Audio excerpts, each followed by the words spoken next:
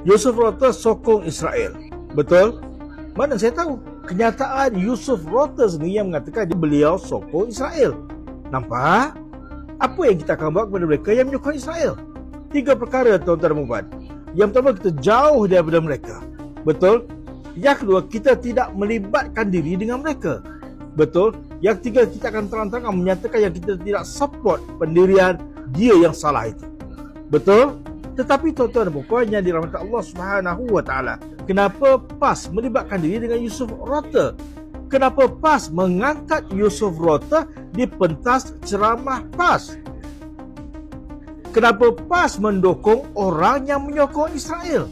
Adakah PAS lupa tentang apa yang berlaku dekat Gaza?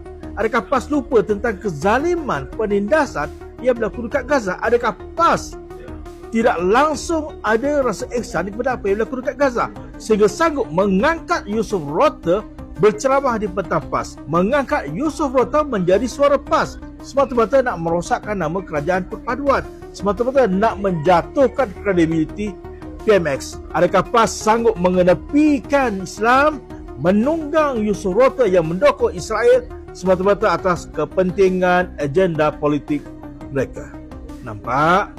Sebab itu tuan-tuan dan puan yang dirahmati Allah Subhanahu wa taala, PAS tidak lagi relevan kerana dalam konteks Islam sekalipun yang diangkatnya adalah Yusuf Rota pendukung kepada kekejaman, kezaliman, keganasan Israel.